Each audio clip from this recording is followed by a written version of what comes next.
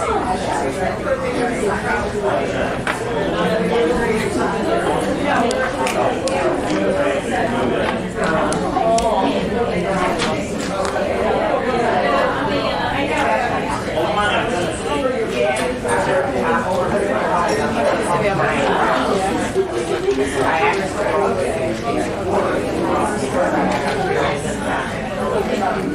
yeah. I'm going to see this afternoon.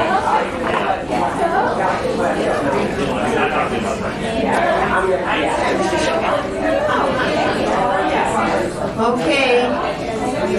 Last request for seats. All right, good.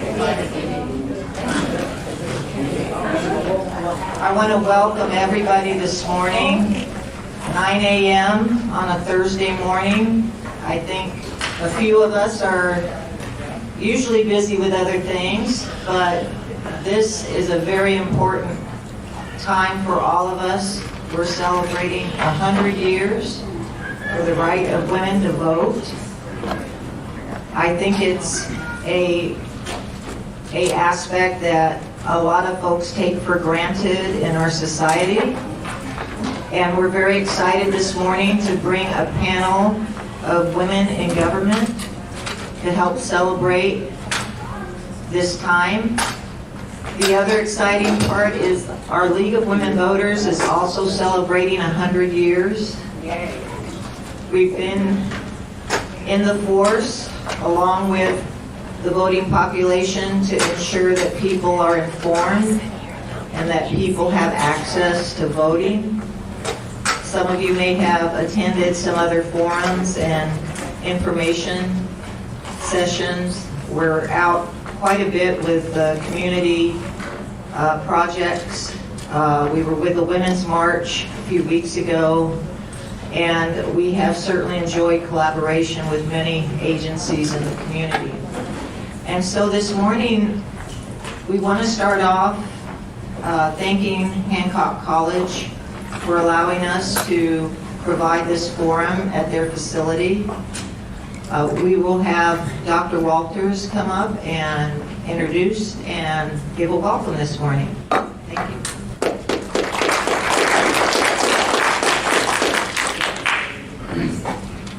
Well, thanks for being here.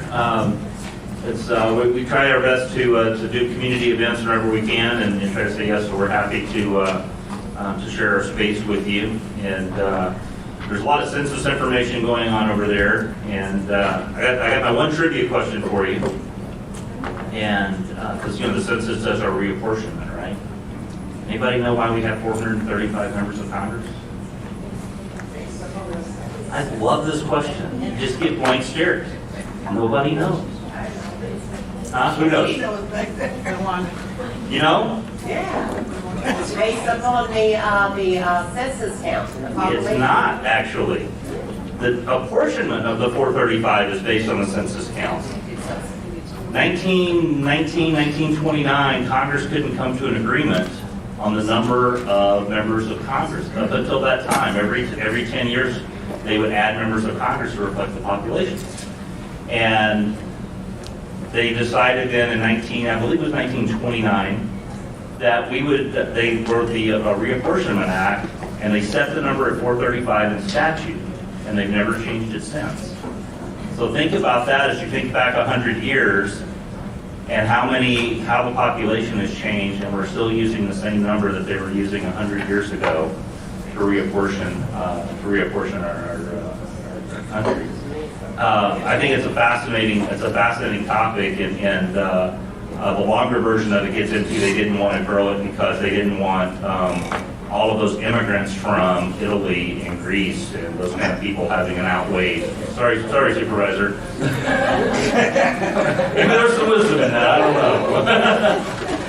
No, that was it was really a big part of it was an anti-immigrant motion. So it's so critical that we really start to consider how we do that. One other fun fact about this is actually the original Second Amendment to the Constitution that was never ratified, when they actually submitted 12 in the Bill of Rights, and one of those actually would have set the parameters for reapportionment. and how that would happen. And it would have capped, this is the best part, it would have capped the number of representatives at no more than 50,000, 1 per 50,000. So that works out, you don't have to do the math, you've already did it. It's like 6,100 members of Congress if you actually use that number. So, but it's an interesting, I think it's interesting. I've actually been trying to work on a whole project around that and I can't get to it, so I'm going to have to find a grad student or something. But, we're glad you're here. It's a great day to be here. A couple of things you might see in a little bit. You probably saw if you came in, you saw the tents and the tables set up. Today we'll be doing our food share program. It's a cooperation program that we do. It's funded through our foundation, the food bank, and our student government. And you'll see students out there passing out all kinds of good food. And you'll see our culinary students and our nutrition students out there actually with recipes, showing people how they can take the ingredients they're getting today and turn those into healthy and delicious meals. Except for the kale, but I don't know what, they can never make the kale right. So, because you can't make kale right. So there's always kale left. Come by on Thursdays, there's always boxes of kale left over out there, but everything else goes. So we're happy to work with the food bank. It's a really cool program. Our students really need it. We know that we have food insecurities on campus, and we actually invite the neighbors to come in. We have neighbors who come in from across the street back there. And they're welcome to come and participate in that as well as part of our community outreach program. So welcome. Thank you for tolerating my trivia, and I hope you guys have a great day. Thank you. Well, good morning. So I got some trivia. How many people think Congress would be better with 6,100 members? No. You just have more people to be upset with. So. But it probably would be better if there were more women in Congress, right? Yeah. If you look at the numbers right now, you know, women are very much so underrepresented at our federal level. But if you look at the numbers over the last 100 years, especially over the last 20 years, the number of women in Congress has doubled in the last 20 years. And now they make up almost 25% of the entire body. So if you look at the federal level, like I said, about 25% in the House of Representatives and about 26% in the Senate. There are 6 states now that have both their senators are women. California happens to be one of them. There's something out west because I think it's California, Arizona, Nevada, Washington, New Hampshire, and I believe Minnesota have both their senators are women. I just read a study too that said that women, the areas that in countries that have more women leadership actually enjoy a longer life. And you'd say, why is that? Well, women are more concentrated on the things that might lead to a better life, a longer life, which is education, healthcare, those types of things. Less about blowing things up and finding reasons to fight each other. So I'm all about trying to have more women in leadership. If you look at the county, if you look at our local level, you know, when I said at the state and federal level, we're probably underrepresented. If you look at the local level, I would put us up against anybody with the women we have in leadership locally. You just look at the mayors in our county. Starting with the largest city, Alice Patino, the mayor of Santa Maria. You have Cathy Murillo, the mayor of Santa Barbara. You have Janelle Osborne today, we're going to hear from today, the mayor of Lampo. Paulo Carotes, the mayor of Goleta, and even Little Buellton has Holly Sierra. So, well represented at the mayor's level. At the county, the number one person at the county, 4,200 employees. It's like a large corporation. We have $1 billion budget with 4,200 employees. We have a woman at the top, Mona Miyasato. Her right-hand person is Terry Moss-Nisich, another woman. We're going to hear today from Cathy Fisher, who runs our Ag Commissioner's office. Dr. Alice Blakehorn runs our Behavioral Wellness, which used to be Mental Health. Betsy Schaefer is the elected Auditor Controller of the county. Joni Maiden runs Child Support Division. Joyce Dudley is our county's District Attorney. Jeanette Pell runs General Services. She is a licensed civil engineer. She's overseeing and managing the $100 million construction of the new North County Jail. Maria Elena de Guevara is our HR director. Lisa Plowman runs our planning and development. Tanya Heitman is the chief probation officer for the county. Tracy McCouga is the public defender. Dr. Von Go Reynoso is our public health director, and Wendy Simsamoda runs First Five for us. So the county, I believe, and I think our local cities, you're seeing at the local level much more engagement of women, much more, and what's interesting, it's a cycle, it's just like anything else. When you see somebody that looks like you, if you're a young woman and you see a Gloria Soto or an Alice Patino, it makes you more encouraged that maybe you feel like you have a voice and you want to run, and you have something to offer and something of value. One thing I just also want to, before I get out of here, is I want young people to understand and to feel that there shouldn't be this high bar of what you feel like, oh, maybe I'm not qualified to run for office, right? The things that we deal with on the local level, even at the state level, they're going to try to make it sound like it's very complicated.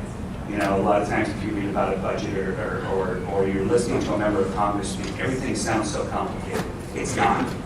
Most of the things that you deal with in your home life, in your day-to-day life, are the things that we deal with at the local level of government. Most of it's about learning how to get along, learning how to find common ground. And women, for some reason, are just inherently better at that than men. So I hope you learned something today. You have some excellent speakers today. Encourage you to participate in your local government. If you're a young person that's even thinking about looking for a role in government, whether it's as a department head or getting a job at the county, or if you want to stake your own claim and put that flag out there and decide if you want to run for office, come see me. My door's open right over there on Betteravia, and just call me and I'd love to sit and chat. Hope you guys have a great day today. So thank you.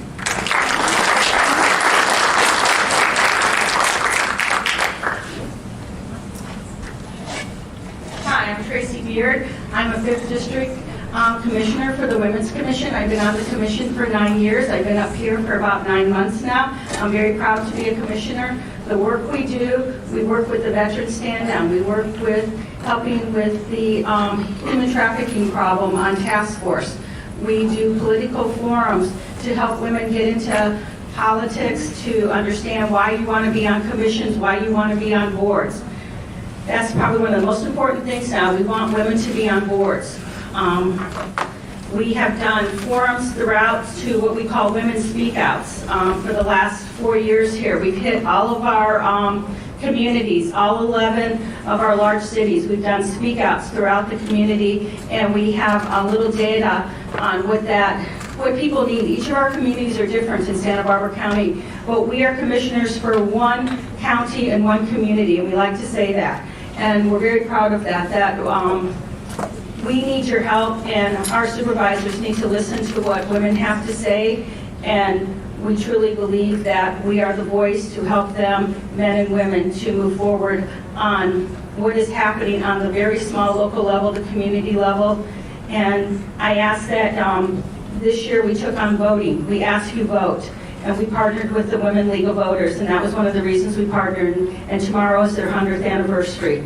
And we're proud of that. So we want to make sure that our community knows that everyone, whether you vote Republican, Democrat, or Independent, it is your right to vote, and you have to vote. And your vote counts no matter what, as we've seen in Santa Barbara County. We've seen up here people win by 4 votes, lose by 4 votes. Your vote does count.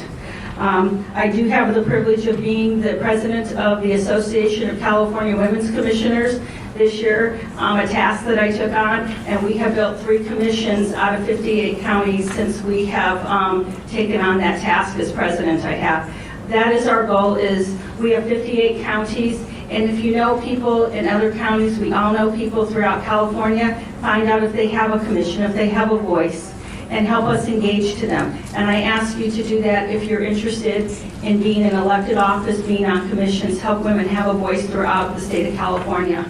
And I want to welcome very much today Cathy Fisher, and Cathy is the commissioner for our Santa Barbara County Agriculture, and she's going to be our keynote today, so thank you, Cathy. And if you don't know, agriculture is 69% of our county. I might have my numbers a little wrong, of what we do economically. This is the economic driver in everything we do for our county, and that was why we chose Cathy today, so thank you.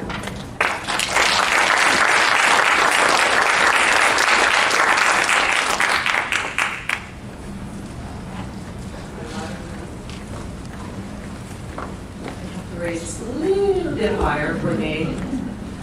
Can you hear me? Well, first of all, I just want to say what an honor it is for me to be your keynote here today for this very special event. Wow, 100 years. That's incredible. And personally, as a woman, I want to thank all of you for your dedicated service and commitment for women's rights and your advocacy. So thanks to all of you for being here and all of the work that you do. But being the Agricultural Commissioner, I thought with my comments to share with you today, I would have, of course, an agricultural spin on that, just to sort of educate you a little bit. And I have other statistics to share with you as well, so I hope you enjoy this. But the climb to the top can be tough going for anyone. But as women, there are particular hurdles that can make the journey upward toward positions of influence and power, especially challenging, and even more so in the agricultural industry. Throughout the world, women are of vital importance to rural economies. Rearing poultry and small livestock and growing food crops, they are responsible for some 60 to 80% of food production in developing countries. In many farming communities, women are the main custodians of knowledge on crop varieties.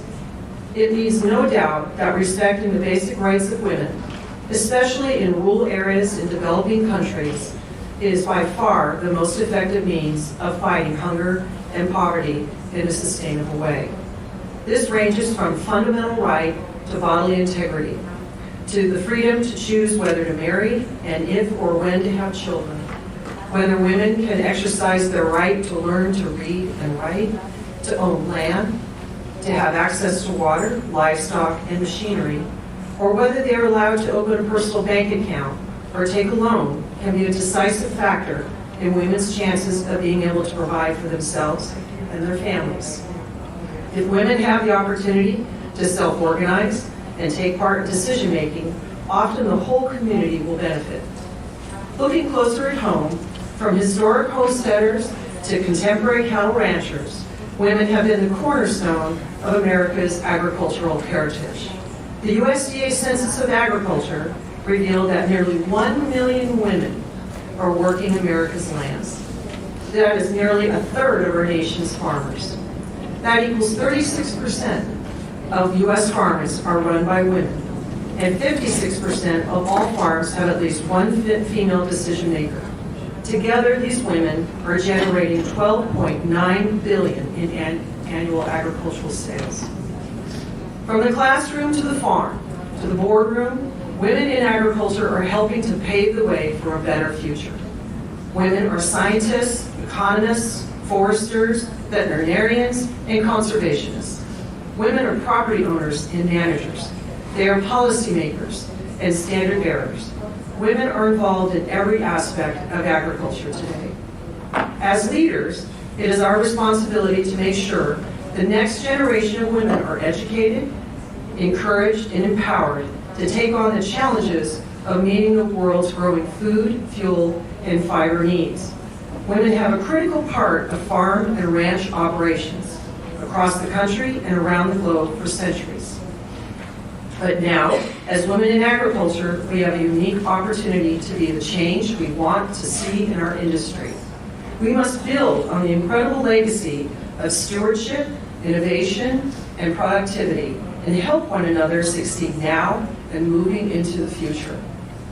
Whether it is a farm business that feeds the world, land that you leave better than you found it, or a relationship that empowers and supports your community, industry, and neighbors, there are many ways to build and grow your contribution to agriculture. The time is now for each of us to step up to the plate and take on these challenges. Women in agriculture have a powerful story to tell, one of stewardship, resilience, and leadership from everywhere from the tractor to the boardroom. There are many opportunities to contribute your voice and experience to your field. Through the U.S. Department of Agriculture, you can take advantage of several key opportunities, such as electing responsible agricultural producers to Farm Service Agency county committees that are important to all farmers and ranchers. Committee members are a critical component of the day-to-day operations of the FSA. They help deliver FSA farm programs at the local level and work to help FSA agricultural programs serve the needs of local producers. Being a voice for your industry and shaping the future of agriculture by serving on a USDA Research and Promotion Program Board is another example how you can make a difference. These programs, overseen by USDA's Agricultural Marketing Service, focus on research, marketing, and consumer outreach efforts that improve, maintain, and develop opportunities for agricultural commodities. A perfect example of that is the lowly old cauliflower. Not a pretty vegetable to look at, but through these efforts, you're finding cauliflower everywhere. In pizza crust, cauliflower rice, and another example of that is the almond. Once just a nut, you now find it as almond milk and almond butter. Those are just a few of the examples of this program of how they can further advocate for different commodities. The research and promotion programs allow stakeholders across an industry to pool their expertise and resources and are run by a board or council whose members are nominated by the industry and then appointed by the Secretary of Agriculture. There are other examples of leadership opportunities for women in agriculture. There is also a USDA Women in Agriculture Mentoring Network that enables participants to connect, share stories, and share experiences with fellow women in agriculture. The goal is to promote the image, role, and leadership of women not only on the farm, but leading youth organizations, conducting cutting-edge research at universities across the country, in the boardrooms of global corporations. The list goes on and on. You can join the network by emailing USDA at agwomenlead@usda.gov. Other women agricultural advocacy programs include the American Farm Bureau Federation's Leadership Program, which recently launched Women in Ag. It's an online survey that aims to gauge the goals, aspirations, achievements, and needs of women in American agriculture in a variety of areas. All women who are farmers, ranchers, farm ranch employees, employed in agricultural businesses, pursuing ag-related higher education, or supportive of agriculture in other ways are invited to participate in the survey at fb.org/women. Women have been successful with obtaining all kinds of leadership roles in California, as Supervisor Lavigno pointed out.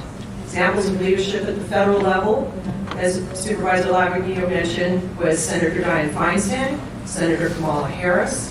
At the state level, we have Senator Hannah Jackson and Assemblymember Monique Limon. And look at your California Department of Food and Agriculture Secretary, Karen Ross. She's serving her third term. There are currently 14 women serving as county agricultural commissioners. We belong to a county agricultural commissioners Steelers Association. That's 14 out of 56, so we have a ways to go. The executive director of the Commissioners Association is a woman. But looking closer in Santa Barbara County, there's a total of 1,600 farms in the county. 328 of those is a woman running the farm.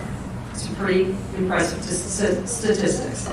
Other agricultural leadership positions within the county that are currently employed by women are the executive director of the Santa Barbara County Farm Bureau, executive director of the Consumer Resource Conservation District, the executive director of the Santa Barbara Vintners Association, president of the Grower Shipper Association, president of the Carpinteria Nursery and Cut Flower Association, executive director of the San Luis Obispo Santa Barbara County Farm Services Agency, the executive director of the San Luis Obispo Santa Barbara County UC Cooperative Extension. The list goes on and on. In county government, as Supervisor Lavigno mentioned, 1 out of 5 members on the Board of Supervisors is a woman. Our CEO is a woman. In 15 out of 25 departments, there are women department heads. During my time as commissioner, which has now been 9 years in the county, but I have 32 years of experience, I have served as chair of several committees, served on the board of directors 6 out of 9 years. I served as vice president of agricultural affairs, president-elect, president, and past president.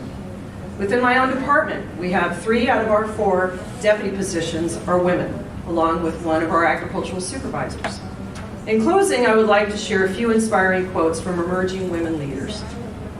Speaking up and participating can get you just as far as training and book knowledge. You are the CEO of your life. You have the power to stage and compose it the way you want it to be. Listen to understand, not to reply. At the end of the day, it's the people that matter. Become the one that people come to with questions. You don't need a title to be a leader. You lead by example. I measure my own success as a leader by how well people who work for me succeed. That's one of my favorites. While we may be individually strong, we are collectively powerful. And lastly, understand your strengths and passions. When you do what you love, it shows. Thank you.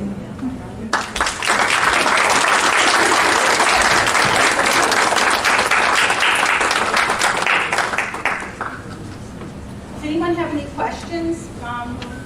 Questions if they'd like to ask? Oh, yeah. Cathy?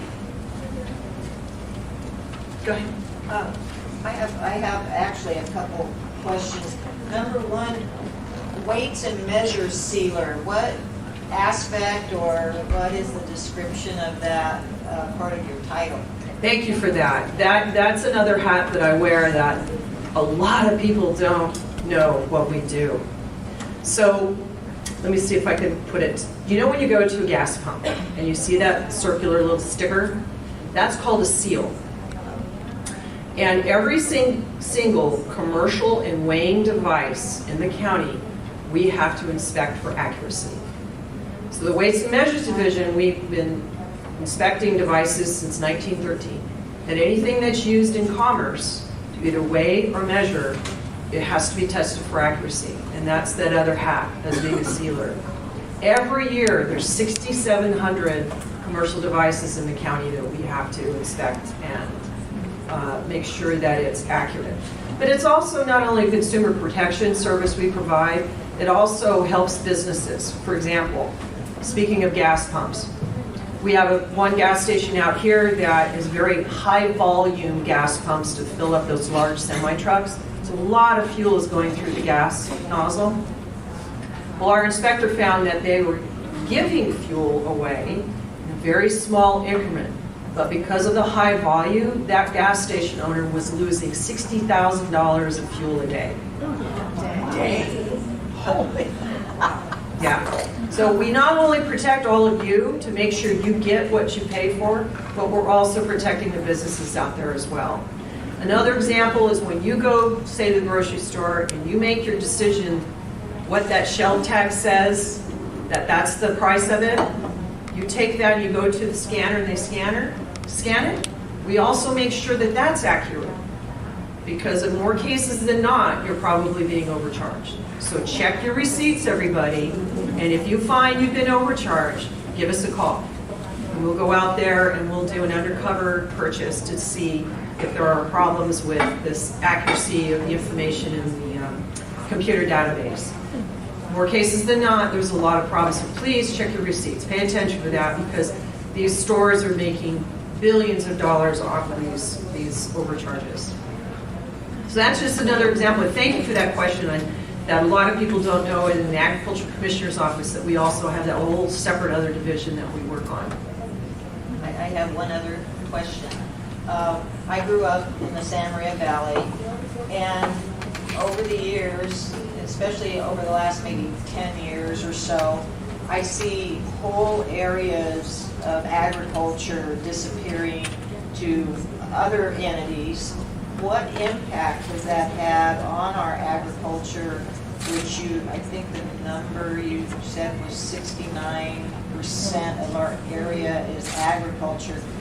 What is that impact, if any, and how's that balance happening in the valley? That has been an ongoing dilemma in California for many, many, many years. That's why they created in the Department of Conservation, the Williamson Act program back in 1975, to preserve open space and agriculture from development, where they give them property tax break if you're in commercial ag. But what's happening now is, especially in a county like Santa Barbara, do you know that half of the acres in the county are public land? There's almost like, I think the figure was 1.6 million acres in the entire county. Half of that is publicly owned. It's either Los Padres National Forest, Vandenberg Air Force Base. So you think there's only half the acres in this county that's available, that are privately owned and available to be used for other things.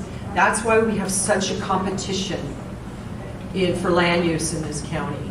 In that you are seeing urban sprawl happening, especially in Santa Maria Valley, where now it's the largest populated city in the county. And so you're seeing that encroach upon agricultural lands. So you have land use policy. There is an agricultural preserved element in the county general plan. You have the planning commission that oversees those decisions. And there's something I want to touch on, that the county has an agricultural advisory committee that advises the county on impacts to ag, and they follow land use project proposals and land use policy very, very closely. So yes, it is a serious concern. It's going to come down to really agriculture intensifying the acres that they have to do more with that, to meet our food demands. And a lot of that is happening right now in the university system, being able to do more with less land. We are hearing a lot in the news about cannabis, and it is an agricultural product. Is that under, first of all, is that under your jurisdiction, so to speak? And why is it so adversarial between other types of farms and the people that are also in ag growing cannabis? Is there, can you expand on the topic? We could probably have a whole forum on that. In fact, we have. But to really condense the answer, to go back to your first comment, it's an agricultural product, and that's defined by law, which means it's not an agricultural crop, so therefore it doesn't get the agricultural exemptions or protections from the right to farm ordinance that other crops do. So it's not what I call, you're not in the club. Cannabis is not in the club that I protect. It's a separate, unique entity that has separate, unique regulations and requirements and restrictions that they have to meet. Now, going further, as the conflicts you're hearing, yes, the way the program stands now, and keep in mind this is a state program, okay? And there's a lot of changes going on right now with that because it wasn't working so well. So now you're seeing consolidation of different entities of cannabis being consolidated into one. The cultivation licenses was in CDFA. That's my state partner, and that's our role, is going out and doing inspections, make sure everything is accurate with Food and Ag Code regulations. But you have all these other separate business profession code requirements, dispensaries and packaging that we don't have anything to do with. So you never get it right the first time. And so the state is seeing that it wasn't working well, and so they're reorganizing and they're going to consolidate these agencies into one, which hopefully we'll see that things working more effectively and efficiently that way. But there are requirements where cannabis has to test for a lot of things. It's required by law. One of the things is they have to test for 66 active pesticide ingredients. So because of that, if you're next door to conventional ag that uses these materials, 66 is a lot. Even some of those are organic. That's a conflict where, because of its high value, it ranges anywhere between $3 to $7 million an acre. So if they test and they detect one of these materials, then the concern is they will file a lawsuit for loss for that grower. So what that's done is the pest control businesses are making decisions to not treat properties next to agriculture because of that risk, that liability.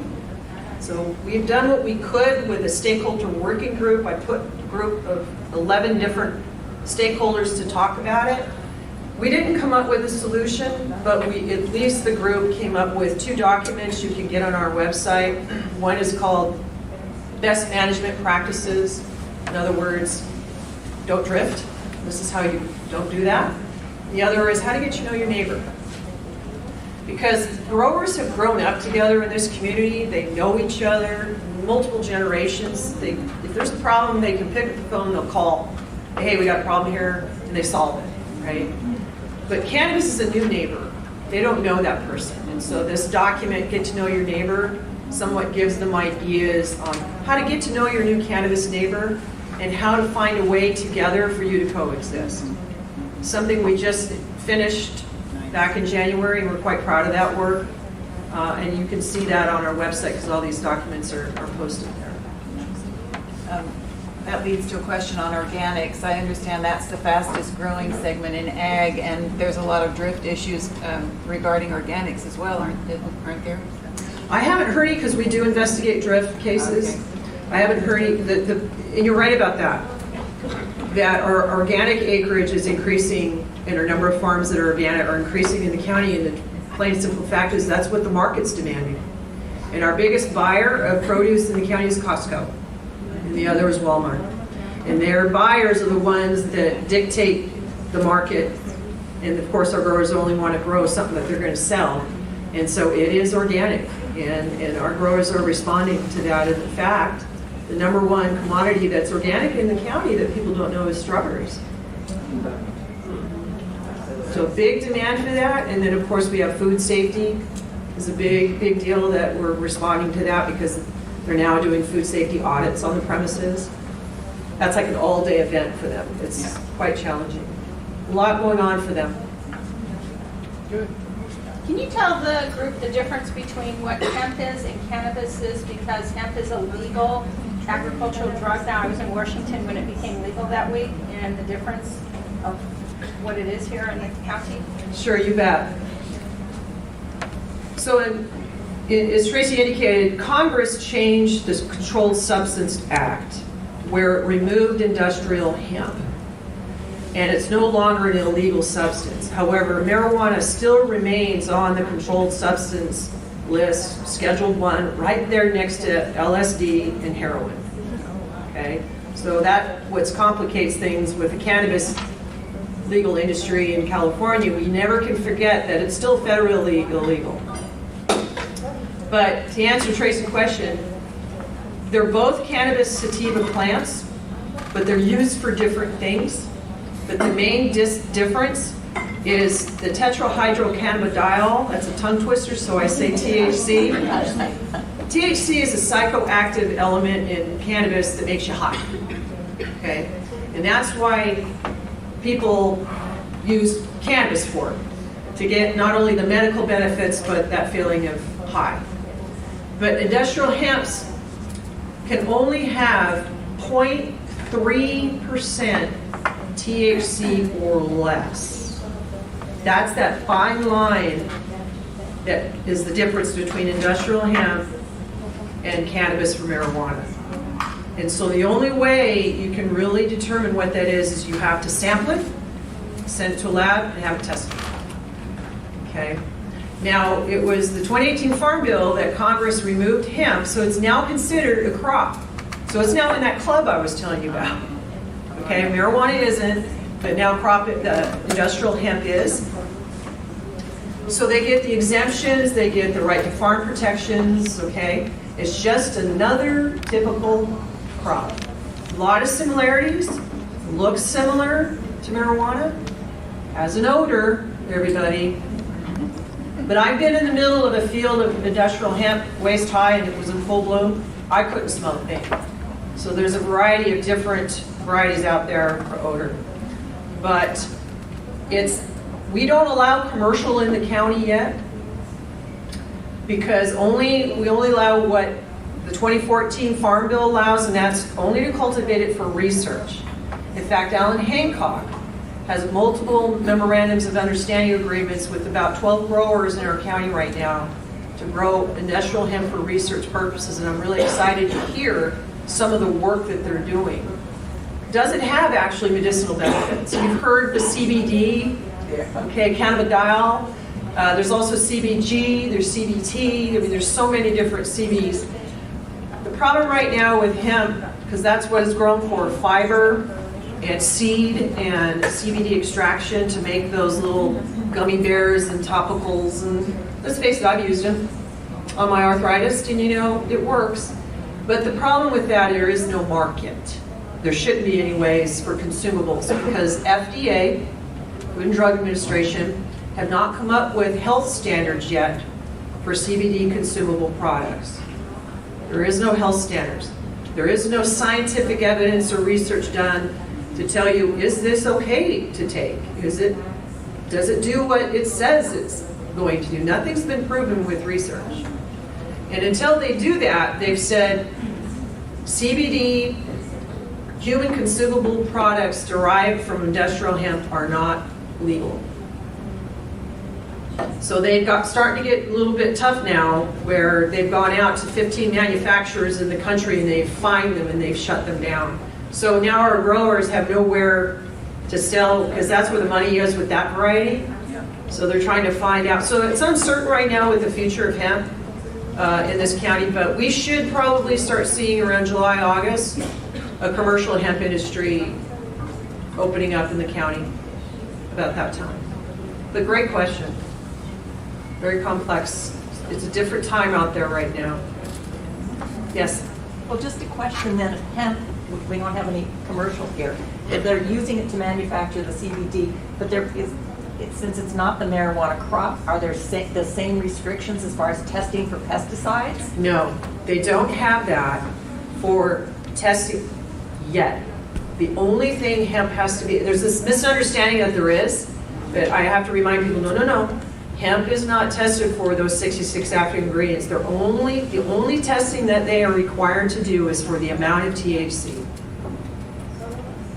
But I've heard rumblings from Washington that FDA may come out with something as far as health standards in late 2020.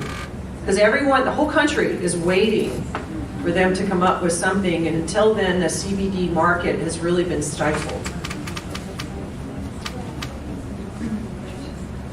But I have heard that the fiber variety, that's the way to go.